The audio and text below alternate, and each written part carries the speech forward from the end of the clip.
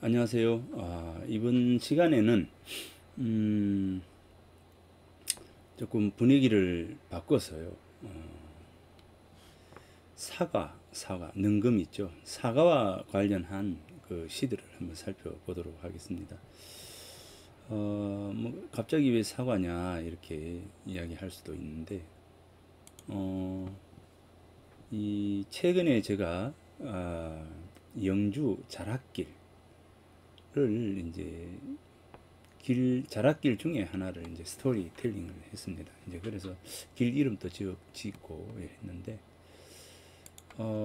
이 제가 이제 2007년도에 왕의 길, 경주에 있는 이 왕의 길이라고 하는, 아마 들어보셨던 분들도 계실 거고, 못 들은 분들도 계실 텐데, 이 왕의 길을 제가 스토리텔링하고, 그 다음에 이제 이 길 이름을 제가 지었어요. 이제 그래서 경주 왕의 길은 사실은 제가 그 2007년도부터 해서 어, 직접적으로 관여하고 길 개발을 하고 이름을 짓고 스토리를 만든 이제 그 길이 바로 이 왕의 길입니다. 그래서 그 인연이 되어서 상당히 많은, 지금 이제 치유의 숲이라고 하는 이 책도 이 왕의 길이라고 하는, 길이라고 하는 이 공간에 대한 그 생각이 연결이 되어서 지금까지 이렇게 왔습니다. 이제 그래서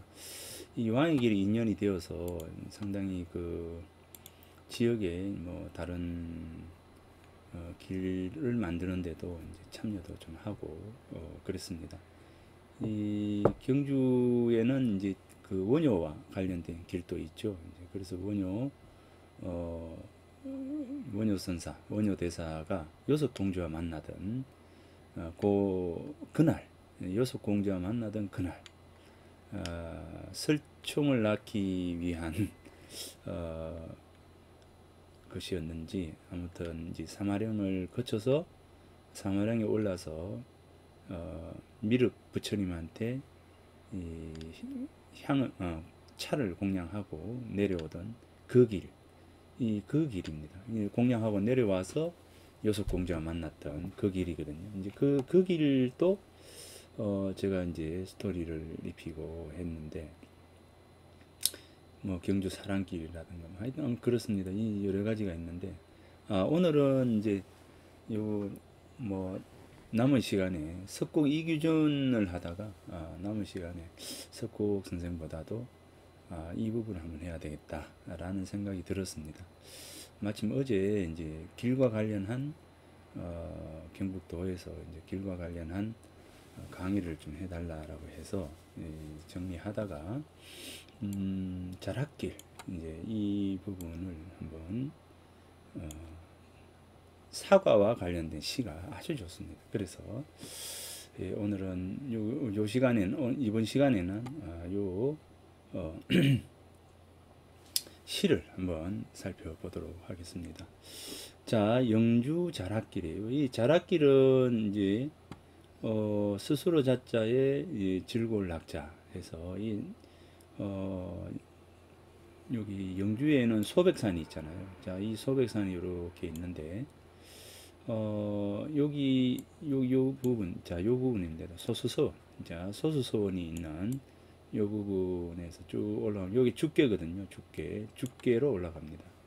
그러니까 소수서원을 따라서, 자, 이 소수서원을 따라 가지고, 자, 이 소수서원이 있고, 소수서원을 따라서 쭉 올라가다 보면 이제 수능향교가 있고, 수능향교 따라서 쭉 올라가면 배점이라고 하는 인물이 살았던 그 마을이 있고요.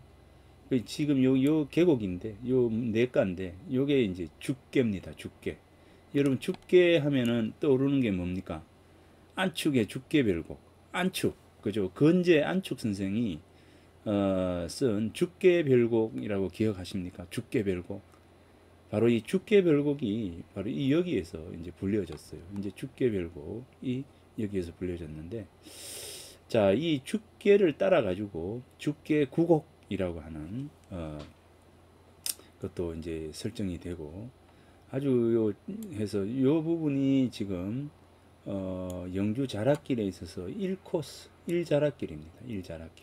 자, 1자락길이 되는데 여기에서 배점 마을에서 좀 요렇게 나가면 이제 11자락으로 넘어가는데 이 자락 이렇게 소백산 요렇게 보면 요 1자락을 시작을 해서 2자락, 3자락, 4자락, 5자락, 6자락 해서 12자락까지 이렇게 여기 이제 소백산 요 1자락은 또 여기는 여기 코스는 태계 이황 선생이 소백산을 유람할 때 소백산을 이제 유람을 할 때 소백산을 오를 때 바로 이 길을 따라서 이렇게 올랐어요.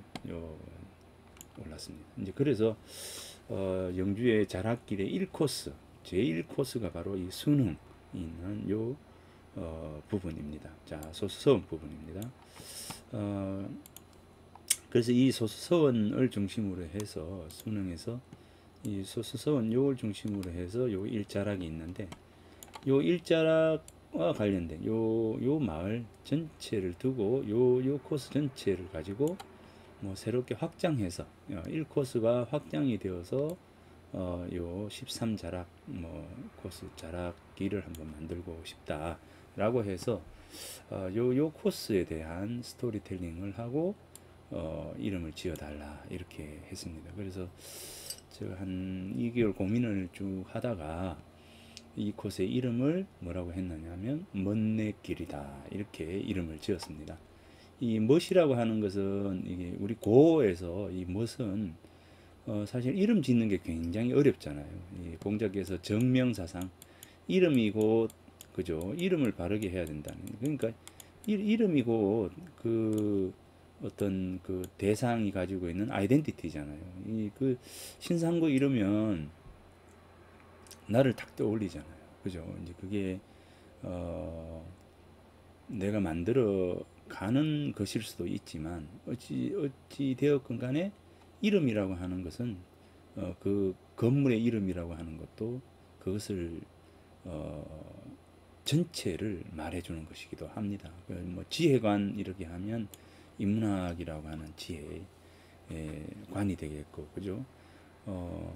이 인문관을 가지고 뭐 정진관이든지 뭐 다른 이름을 하면은 또 뭐 어떨지는 모르겠지만 좀 그렇잖아요. 그래서 지혜관 이름이라고 하는 것은 굉장히 중요한 요소이다라고 하는 거죠. 그래서 이름 짓는다라고 하는 것이 이제 그 전체를 다 이야기할 만큼 중요한 것이다 이렇게 생각하는데 아무튼 이제 요 먼내길이라고 이름 지었는데 멋이라고 하는 것은 뭐냐면 우리 고 옛날에 이제 멋을 뭐라고 했느냐면 바로 이 능금이라고 했습니다. 이게 고예요. 옛날 고.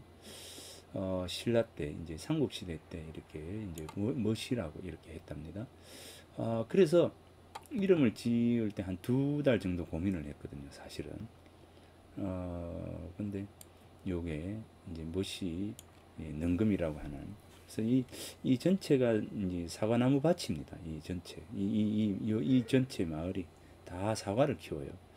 그래서 내가 다른 어떤 특징적인 부분들은 그렇게 많이 없고 사과가 굉장히 있어서 처음부터 이 여기를 걸으면서 죽계라고 하는 이제 이 부분과 일자락과 변별되어야 하지 않습니까? 이 나누어져 서로 구분되어야 하기 때문에 일자락이 이제 선비길 뭐 이렇게 쭉 되어 있어요. 이제 그래서 내가 같은 어떤 맥락을 가지고 할 수 없기 때문에 그렇다면 다른 방향으로 고민을 해야 되겠다 생각을 해서 여기에 이 과수원이 많아서 사과를 가지고 해야 되겠다. 근데 그냥 사과나무 길 하면 재미가 없으니까 그걸 가지고 고민을 많이 했습니다. 근데 마침 이 멋이 바로 능금이더라고요. 그러니까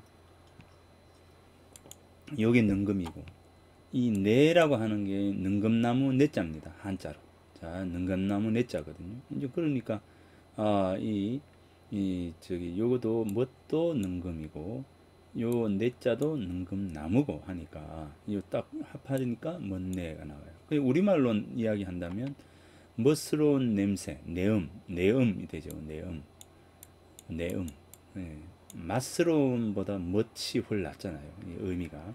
그래서 멋스러운 내음이 나는 길, 즉 향기가 나는 길. 뭐 이렇게 해서 이 멋스러운 능금나무길이라고 하는 개념으로 멋내길 했습니다.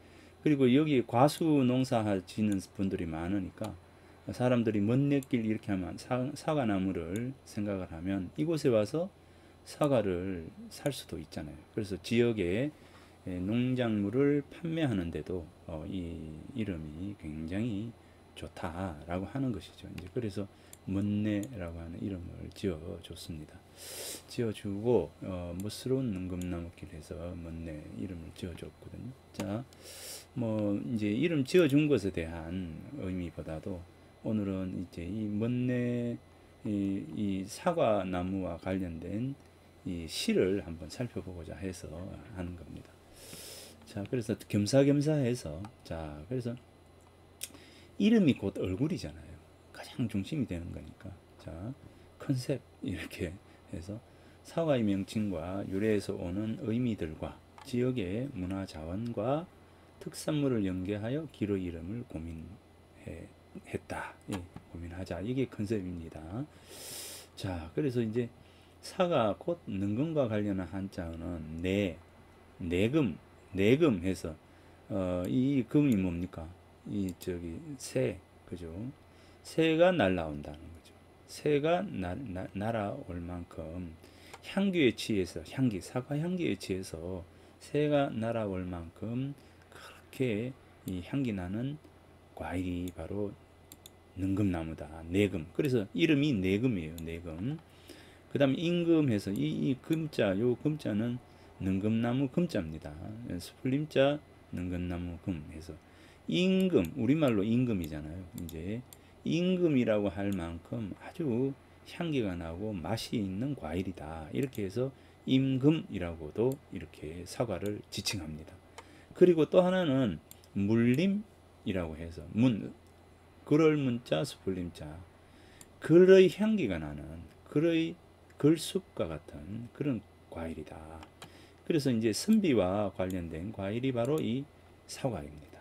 예, 그러니까 이 죽계가 굉장히 그러니까 중요하다기보다도 소수서원을 중심으로 해서 이 죽계 자락에 전부 이 이제 안향, 안축, 안시, 수능 안식이죠. 수능 안식 중심으로 한 우리나라 유학에서의 중심 인물들이 바로 여기에서 다 있었거든요.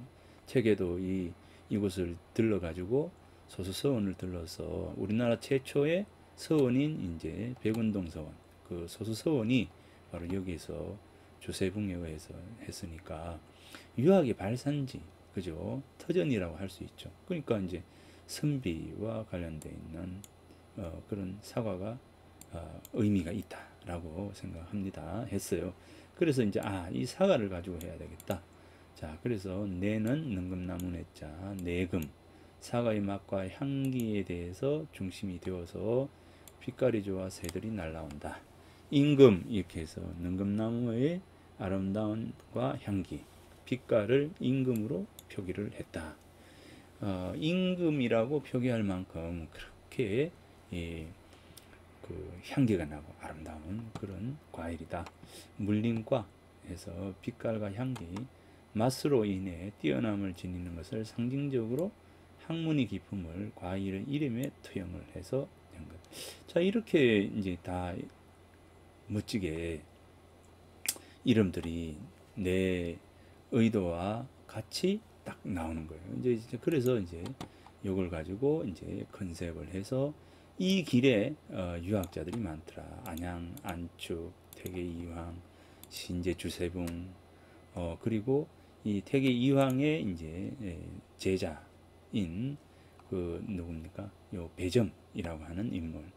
이 배점이라고 하는 인물도 대단해요. 저는 이제 이 배점이 그 이제 대장장이였거든요. 이 대장장이인 배점이라고 하는 인물이 태계 이황 선생이 그 이 소수서원에 계실 때 제자들을 이제 그 가르칠 때 이 배점이라고 하는 사람이 그를 저 대장장입니다. 그러니까 이 이제 그 소수서원에 쓸 그 호미하고 굉이하고 이 농기구 같은 거 이런 거 있잖아요. 그거를 이제 납품하던 사람이 바로 이 배점이라고 하는 인물이에요. 그런데 이제 이 배점이 소수서원에 이제 그 홈이라든가 이것을 갖다 이제 주는데 이 사람은 만들어서 매일 가져가는 거예요. 매일 가져가요. 매일 가져가서 왜 가져가느냐면 소수서원에 이제 그 책을 읽을 거 아니겠습니까? 서원에서 학생들이 책을 읽으면 서원 마룻바닥에 마루 밑에서 마루 같으면 우리 고택에 보면 이 마루하고 이 밑에 단하고 사이가 이렇게 뜨잖아요. 그럼 요 마루 밑에 들어가 가지고 책 읽는 소리를 듣는 거예요. 그러니까 이 배점이 소수서원을 가는 이유는 호미하고 이런 걸 갖다 주기 위해서 가져가는 것이 아니라, 그것도 뭐 이유가 되겠지만 이걸 핑계로 해서 매일 가서 소수서원의 학생들이 책을 읽는 것을 귀동냥하는 겁니다. 귀동냥을 해요. 그래가지고 어느 날 이제 이 그 태계 이황 선생이 배점을 만났습니다. 봤어요. 이 마루 밑에서 책을 읽으니까 그렇게 저 책을 읽지 말고 들어와서 들어라. 마루 밑에서 기어가지고 거기서 들으니까 태계 이황 선생이 그러지 말고 들어와서 이제 들어라. 너는 누구냐? 뭐 이렇게 했는데 그래서 이제 이 배점이 태계 이황 선생에게 가르침을 받은 그런 인물입니다. 이제 그래서 아주 그 천민이었지만, 그죠? 천민이었지만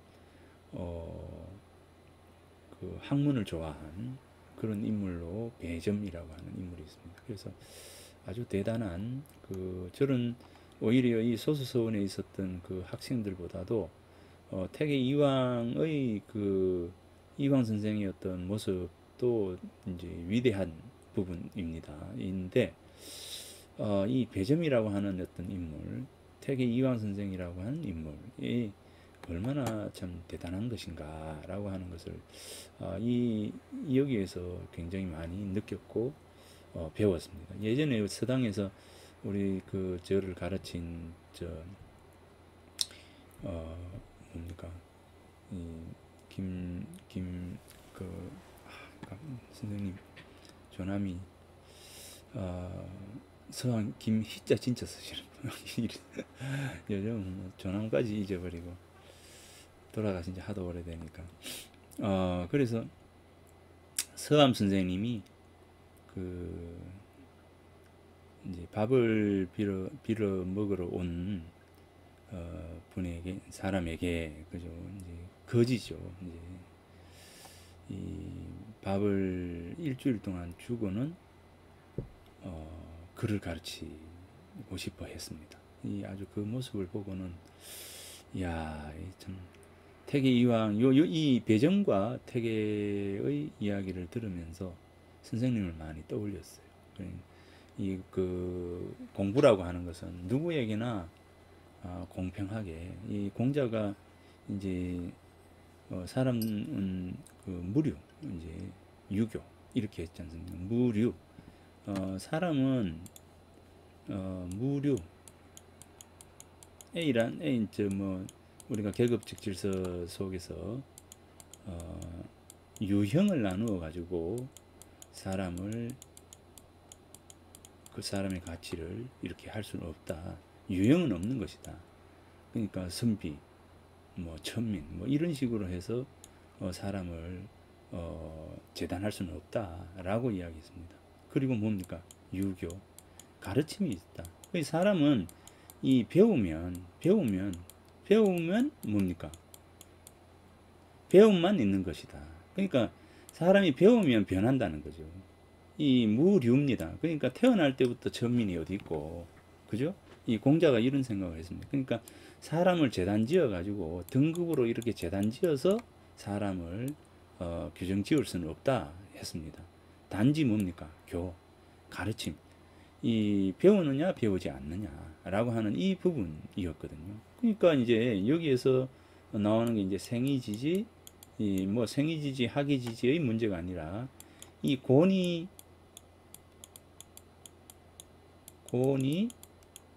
학지냐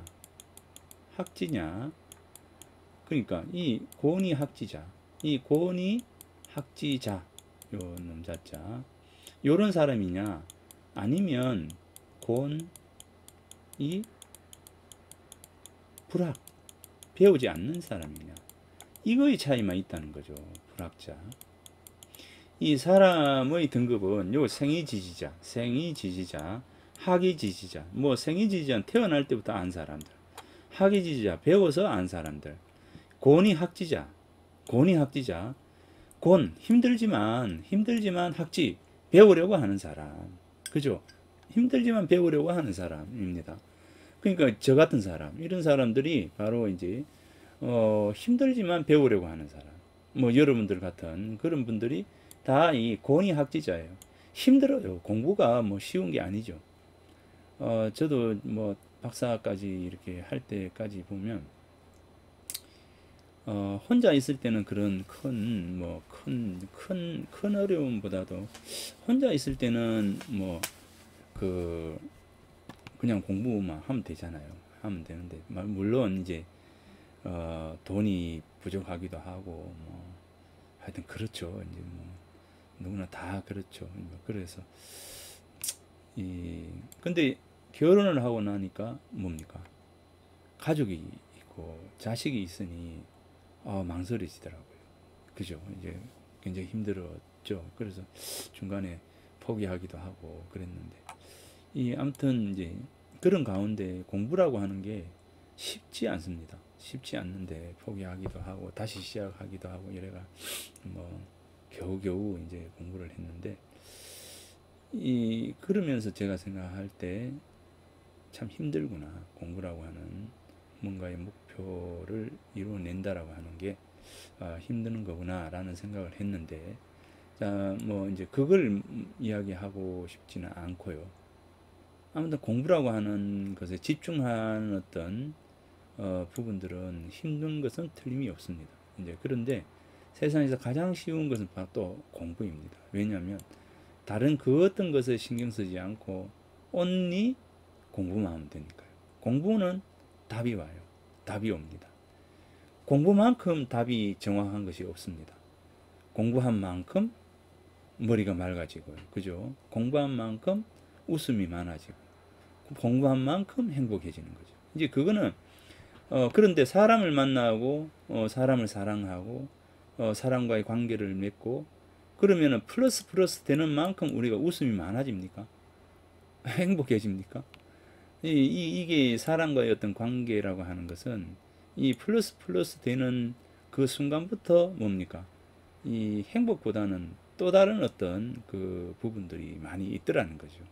그런데 공부는요, 그런 게 없어요. 플러스 되면은 되는 만큼 행복하고 즐겁고 그렇습니다. 그게 이제 뭐 공부하는 사람들이 그거 보고 살아가는 것이죠.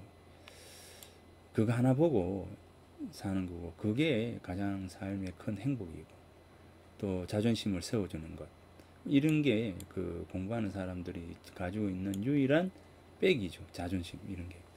자, 그 뭐 이야기가 어긋났는데, 이 권위학지. 그래서 괴롭지만 뭡니까? 학지. 배우려고 하는 사람. 이 괴롭지만 배우려고 하는 사람, 이 사람들도 다 깨달음이라고, 각이라고 하는 것이 이루어져요.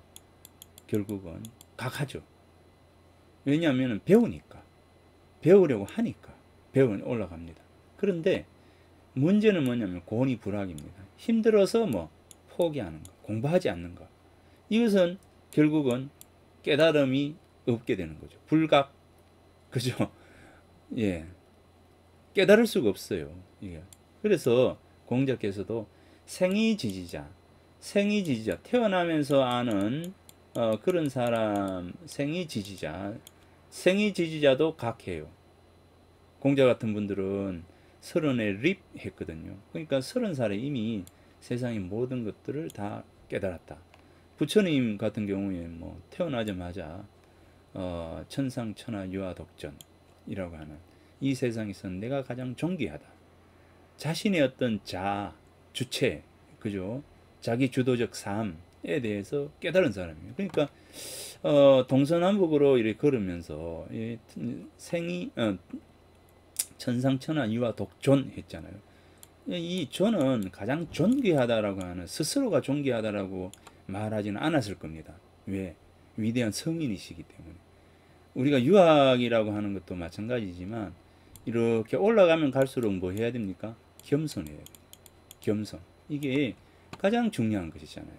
그래서 이 겸손이라고 하는 어떤 부분은 벼는 익을수록 고개가 숙여진다라고 하는 것처럼 스스로 지위와 학문이 올라가게 되면 결국 이렇게 숙이는 게 미덕입니다. 그죠?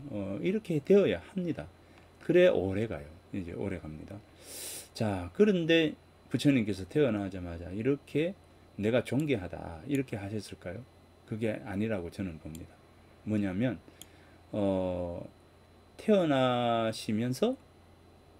태어나자마자 위대한 성인이기 때문에 뭘 알았습니까? 나의 아이덴티티, 나라고 하는 것을 알았습니다. 이 세상에서 가장 중요한 것이 바로 나죠. 예, 그래서 나라고 하는 이 부분에 대해서 아셨을 겁니다. 그래서 주체성, 주도적인 거, 이 세상에서 가장 존귀하고 가장 중요하고 가장 귀한 것은 뭐냐? 바로 지금 내가 생각하고 있는 것. 이것이 가장 존귀하고 가장 귀한 것이죠. 지금 내가 생각하고 있는 것, 이거죠. 그 부처님도 지금이 가장 중요하다고 하셨다 하는데 아무튼 저는 지금 내가 생각하고 있는 것, 요게 세상에서 가장 중요한 것이죠.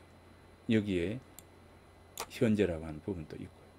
그러니까 이제 이 존귀하다라고 하는 어떤 부분에서는 결국 자라고 하는 부분들을 깨달는 것이다 라고 보면 됩니다.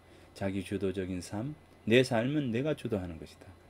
내가 주체가 되어야 하는 것이고 내가 나 스스로의 삶을 설계해야 되는 것이다 라고 하는 이러한 어떤 부분에 대한 이 존귀가 바로 천상천하 유아독존이라고 하는 부분으로 말씀을 하셨다. 저는 그렇게 생각합니다. 이건 제 개인의 생각인데요.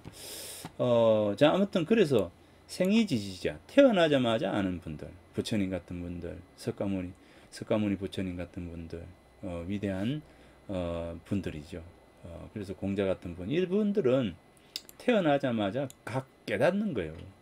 그 다음에 이제 안현이라든가 하는 그 제자분들, 그죠? 뭐 태계 이황 선생 같은 분들이 다 현인이잖아요. 해제 이현적 선생 같은 분들 다 현인이네요. 이분들은 이제 스승이 따로 없어요. 뭐 스승 태계 선생이 해제 선생이 돌아가시고 난 이후에 물을 곳이 없다라고 말씀을 하셨지만 실제 이분들은 그 스스로의 학문 공부를 통해서 스스로의 공부를 통해서 학을 통해서 깨달아 갔던 분이고 길을 열어준 분들이거든요. 이게 이런 어떤 부분들은 이 학위지지자의 부분들도 나이는 생이지지자보다는 늦게 깨달이지만 깨달았어요. 그러면 이제 권위학지자 우리들은 어떤 건가? 죽기 전에 깨달으면 되겠죠. 죽기 전에 깨달으면 됩니다. 깨닫기 위해서는 어떻게 해야 되느냐? 힘들지만 뭡니까? 학지 가야 되는 것이죠. 배워야 되는 것이죠. 그죠? 이제 그런 겁니다. 그런데 문제는 뭐냐면 권위불학자, 배우지 않으려고 하는 사람, 포기하는 사람입니다. 포기하는 사람. 이 포기하는 사람에 대해서 공자가 말씀을 했어요. 그거는 이야기를 안 하겠습니다. 한번 찾아보십시오. 자, 아무튼 뭐 저 태계 이황 선생하고 배점 이야기 하다가 갑자기 이쪽이 나왔네요. 그죠? 주제가 자, 그래서 이제 태계 이황의 경우에 이 길 위에 이 길에 스토리가 이런 것들이 있더라고요. 자, 그래서 자, 이런 어떤 거를 하고 뭐 기름을 이렇게 짓고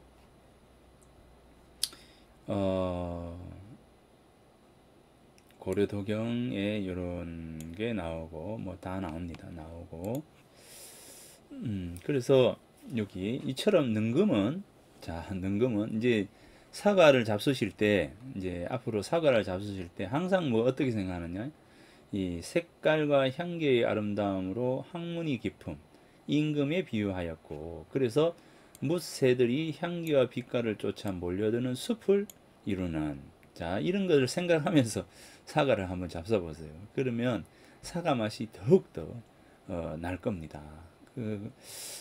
사과라고 하는 것은 바로 이 학문과 덕성이 가득 차 겉으로 그 아름다움이 발산되는 군자와 군주를 상징하는 과일이다. 내가 이렇게 적었습니다. 내가 규정을 짓기를 공부를 하다 보니 이를 쭉 모아보다 보니까 아 요렇게 하면 되겠구나. 자 학문과 덕성이 가득 차서 겉으로 그 아름다움이 발산되어서 무새들이 무리지어서 이 사과를 찾아오는 그죠? 군자와 군주를 상징하는 과일이다. 그래서 군자면 가만히 있어도 많은 사람들이 이 사람 주위를 따라오잖아요. 군주를 뭐라고 했습니까? 이 하늘의 북극성이라고 했잖아요. 북극성을 중심으로 해서 무별들이 쫙 이렇게 이제 배치가 되는 이런 모습들과 같은 것이죠. 그래서 우리가 학문과 덕성이 가득 차고 깊어지면은 결국 그 향기가 겉으로 이제 품어져 나와서 새들이 쫓아오고 그리고 사람들이 그 향기를 찾아서 쫓아온다 라고 하는 부분들입니다.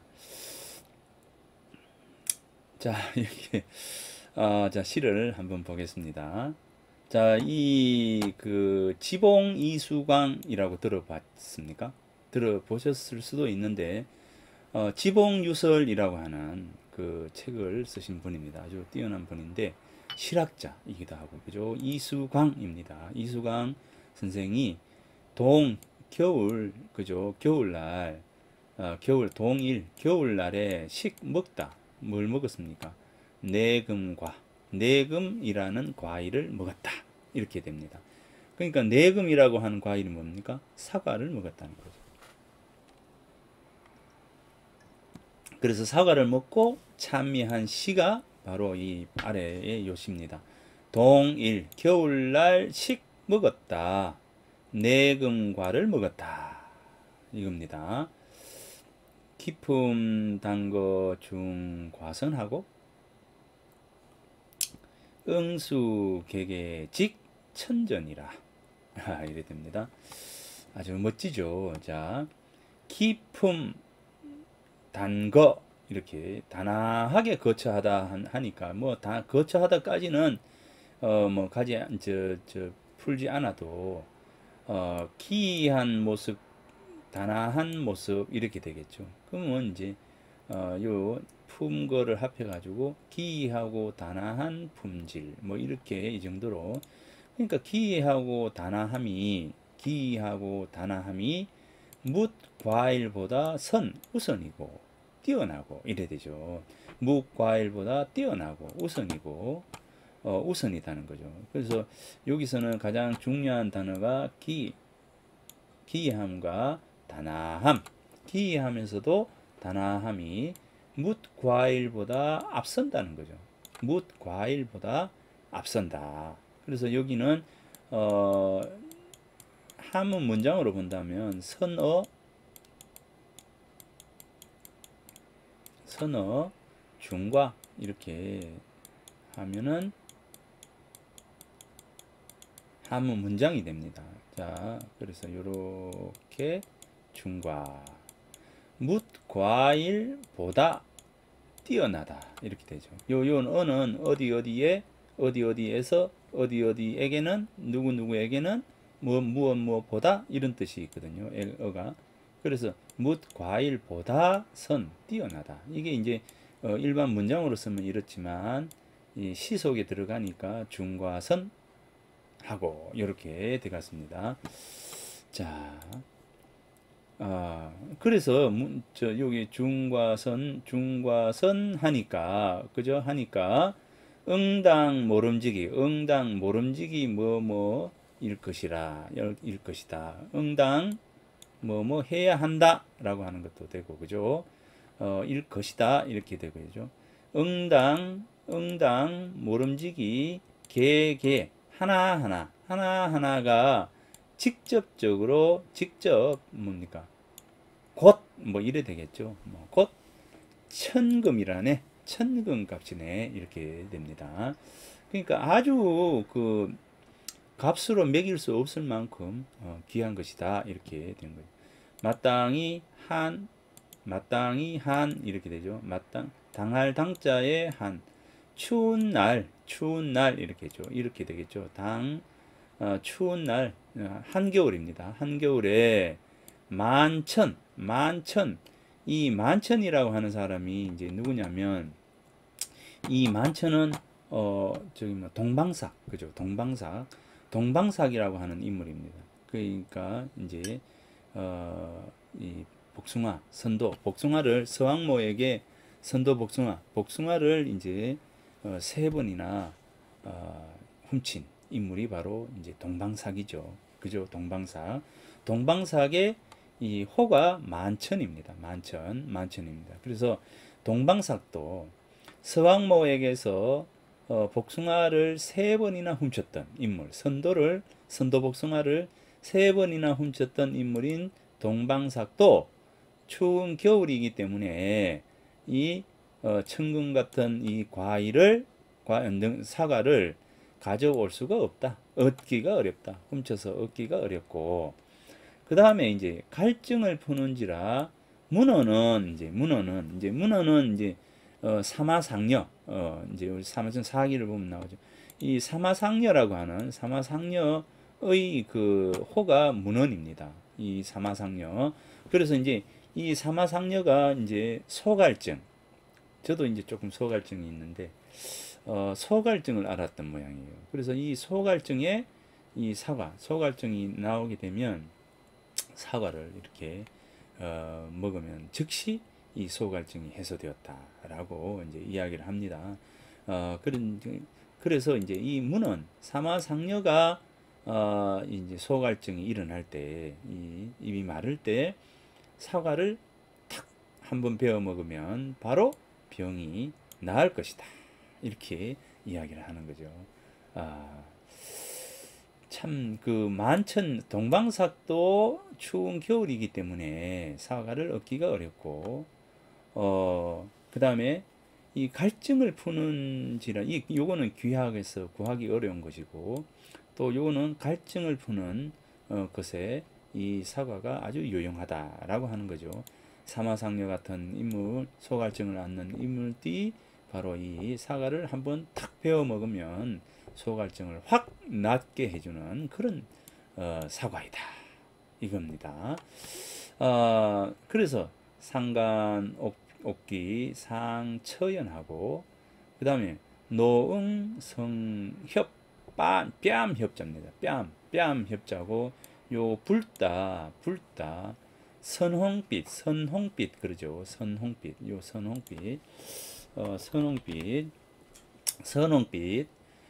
이 불다, 그 다음에 뺨이다, 그죠? 그 다음에 이제 적자는 이제 이 따다는 거예요. 요 선수가 있잖아요. 선수가 있기 때문에 요건 따다, 무엇을 따다가 됩니다. 딸적이 되고, 내선, 따오다. 그러니까 여기서는 따오다. 그 다음에 선은 드물선자가 아니라 선명할 선자입니다. 조선할 때 아침에 해가 선명하다 해서 조선이 되죠. 이 조선 선명하다. 자, 서리가 이 옥기에 그 백옥 같은 살이죠. 이 아주 하얀 살입니다. 이제 그래서 이 하얀 살, 이 사과의 그 사과 안에, 그죠? 요 살을 서리 같은 사과를 이제 서리 앉은 이 사과의 그것을 보면 일찍이 이 처연, 이제 연하기도 하고, 그 다음에 이제 이슬이 뭡니까? 이슬이 뭡니까? 붉은 뺨, 붉은 뺨. 이 붉은 뺨에 엉거리죠. 맺혀져 가지고. 어떤 건지 알죠? 예. 요 사과에, 이 그림이 이런 사과에 요 이슬이, 요 서리가 이렇게 맺혀 있는 거죠. 맺혀서 딱 올 때만 오니까 더욱더 선명하다라고 하는 거죠. 빛깔이. 요 서리가 요렇게 맺혀져 있으니까 이 빛깔이 선홍빛이 더욱더 이제 선명하구나라고 하는 겁니다. 영인, 요 영은 뭐뭐로 하여금. 자, 이 사람이 저 시킬 사자, 뭐뭐로 하여금 사자, 시킬 사자 되죠. 자, 사자, 뭐뭐로 하여금. 이 영자는 뭐뭐로 하여금입니다. 사람으로 하여금 일짝 한번 씹어서, 그죠? 사람으로 하여금 한번 씹도록 하면 뭡니까? 제거가 된다. 뭐가 되느냐? 번뇌가 제거가 되고, 이 일기, 뛰어난 기운입니다. 아주 뛰어난 기운이 바람처럼 휙 날아가는 거죠. 표일해져서 그 모습이 뭡니까? 신성과 같게 된다. 그래서 사과를 한번 이렇게 씹으면 온갖 번뇌가 사라지고 신선이 되어서 날아오르게 된다. 이 사과를 참미한 시 중에서도 이만한 시가 없어요. 그죠? 그래서 이제 이 시를 한번 선택을 해봤습니다.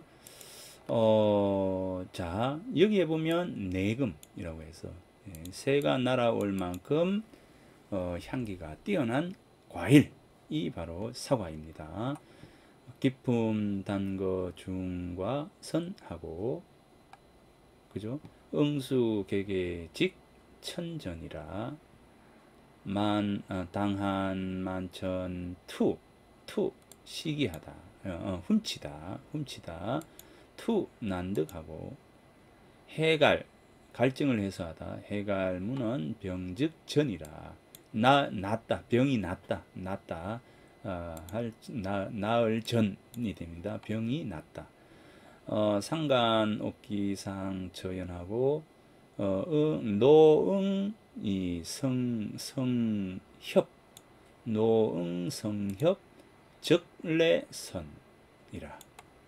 영인 일작 재번뇌하고 하니 일기 표표 골욕선이라. 이렇게 됩니다. 이 시가 참 좋습니다. 굉장히 시가 좋으니까 꼭 한번 읽어보았으면 싶어서 오늘 소개를 한번 해줍니다. 사과 꽃이 이제 다 지고, 이제 사과가 저 연구실에도 지금 요 조만한 요 작은 사과가, 사과나무가, 작은 사과나무가 있거든요. 여기 지금 사과가 열렸는데, 아무튼 이 사과와 관련된 지봉 이수강의 시를 한번 오늘 읽어보았습니다. 자, 좋은 시이니까, 자, 뭐 분위기도 한번 바꿀 겸 해서 오늘 지봉 이수강의 사과 시를 한번 봤습니다. 자, 이 시도 참 좋은데요. 자, 여기 허백당 성현. 이 허백당 성현이라고 하는 이분의 시도 참 좋습니다. 자, 요거 내가 꼭 한번 들려주고 싶으니까요. 다음 시간에 제가 이 허백당 성현의 시인 요 내금청 시 제목이 뭐냐면